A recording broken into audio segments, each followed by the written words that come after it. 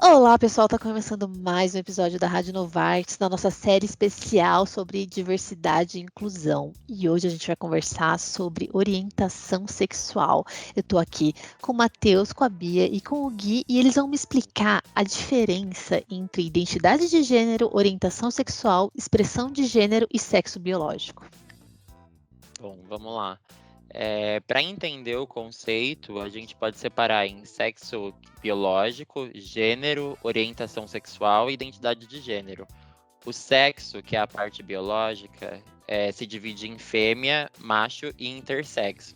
Ele é dividido pelos cromossomos e por características como órgãos reprodutivos internos e externos. Mas, até para definir sexo, não é tão simples, já que uma pessoa biologicamente intersexo pode nascer com características de macho e de fêmea. Os gêneros são características de masculino e feminino que construímos socialmente. Então, eles englobam todas as práticas que são atribuídas, por acaso, às pessoas que nascem com um aparelho genital ou outro. As diferentes culturas incentivam que as pessoas tenham determinados comportamentos, vestuários, profissões, valores, de acordo com o gênero atribuído a uma pessoa quando ela nasceu. A identidade de gênero tem a ver com qual gênero uma pessoa se identifica. Então, o indivíduo biologicamente fêmea pode se identificar com um gênero feminino ou masculino e vice-versa. E os transgêneros são pessoas cuja identidade de gênero ou expressão dessa identidade difere do gênero relacionado com o seu sexo biológico.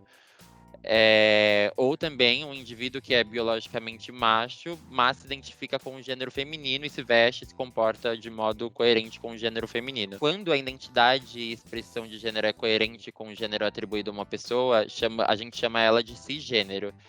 E orientação sexual descreve por que tipo de pessoa você sente atração afetiva ou sexual. Então, é basicamente isso. Eu não sei se fez por entender. Eu entendo que dentre o entendimento e entrar nas questões de macho, fêmea, e orientação, identidade e afins, talvez fique um pouco confuso, mas espero que tenha dado para entender de Não, fato.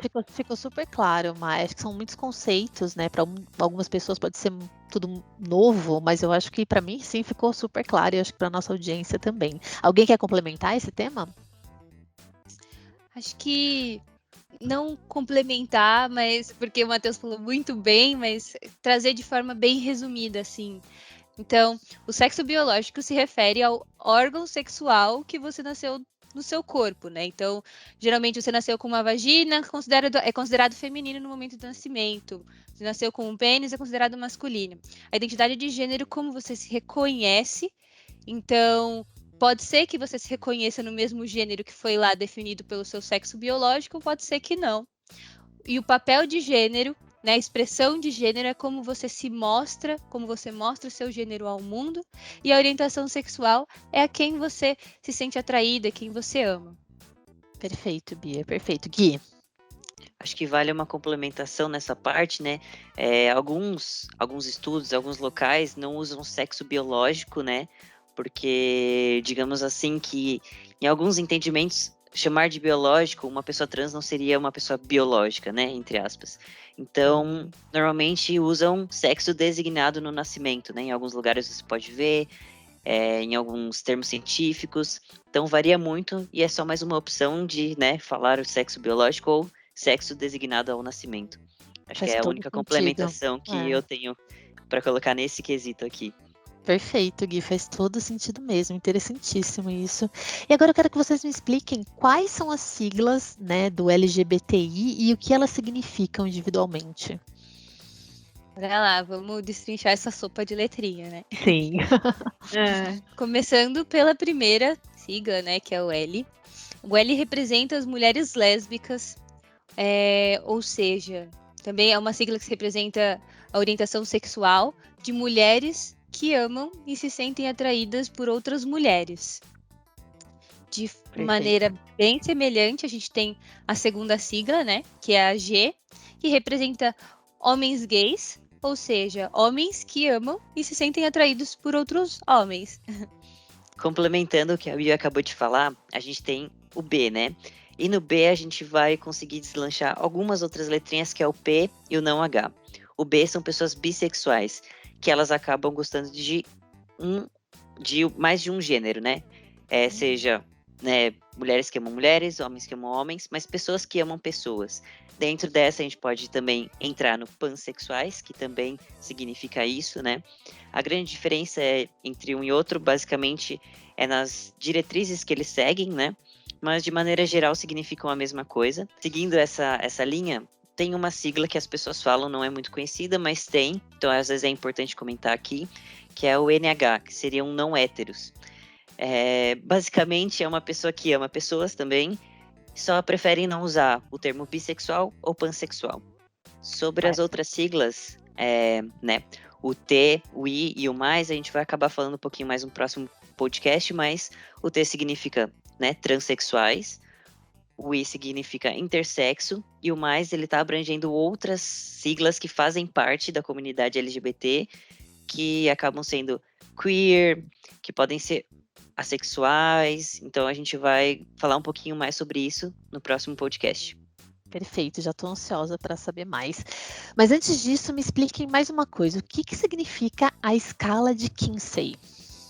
Bom, a escala de Kinsey, eu demorei muito para entender e é uma coisa muito simples. Eu acho que parte desse processo também é a procura pelo conhecimento, né? Tipo, buscar essas informações.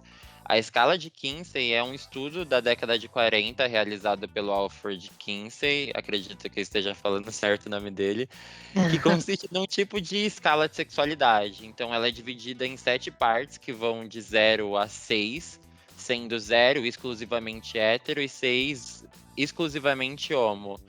Ela mostra que entre 0 e 6 há vários números que não podem, assim, passar despercebidos, e é exatamente aí que habita a bissexualidade. Como, por exemplo, o número 1 da escala, que representa pessoas heterossexuais que ocasionalmente se sentem atraídas por pessoas do mesmo sexo. A escala, ela ajuda a mostrar que existe um espectro de possibilidades que não enclausuram um indivíduo somente nos extremos. Então, ainda assim, as pessoas, ao longo da vida, percorrem esse conhecimento individual a partir das percepções pessoais, ao longo do tempo. Então, o seu lugar na escala, ele pode se alterar. Então, hoje, eu com 21 anos, posso me sentir, sei lá, 5 na escala, e ao longo do tempo eu senti que isso vai mudando conforme o tempo vai passando, porque acho que todo o nosso processo como indivíduo é um processo de autoconhecimento, né? Então, acho que a escala de Kinsey, ela entra muito nesse processo de autoconhecimento sobre a orientação sexual. Que interessante, Sim. Má, não conhecia. Muito legal. Acho que ela traz a sexualidade como algo realmente muito fluido, né? E que pode se alterar várias vezes no decorrer da vida de uma pessoa. Né? Porque no momento ela se encontra em algum desses numerinhos, né? Que só Sim. tá ali numa escala, mas é muito mais fluido na vida real. Que ela não pode se sentir atraída por outras pessoas ou se encontrar em um outro número em um outro momento. Afinal, somos seres mutantes, né? A gente está em evolução, em mudança o tempo inteiro, né? Que legal. E eu quero que vocês me expliquem o que são as pessoas assexuais. Quando a gente fala de pessoas assexuais, são pessoas que podem ou não se apaixonar, mas em que elas normalmente não têm atração sexual por uma pessoa. Elas só conseguem se apaixonar e ter algo romântico com uma pessoa, mas quando está relacionado ao sexo mesmo, a atração física, ela não tem. Isso, se as pessoas tiverem um pouco de dúvida, tem uma série que passa na Netflix que conta um pouquinho mais da perspectiva da pessoa, né? Que é Sex Education, e tem um episódio que fala só dessa sigla. Então, se alguém tiver alguma dúvida mais profunda, ela pode até acabar assistindo só esse episódio. Essa série é maravilhosa, eu amo. Eu sou, assim, apaixonada por ela, é uma das minhas séries preferidas, Sex Education, super recomendo. Além E de é ser bem mega legal. educativa, é muito divertida, é muito incrível. Sim. Gente, estamos chegando no fim do nosso bate-papo da série de diversidade e inclusão, mas a gente tem mais 2 episódios pela frente que estão muito, muito bons. A gente vai falar sobre gênero e vamos falar sobre as pessoas LGBTI+ no mercado de trabalho. Então não percam, um beijo e até o próximo episódio.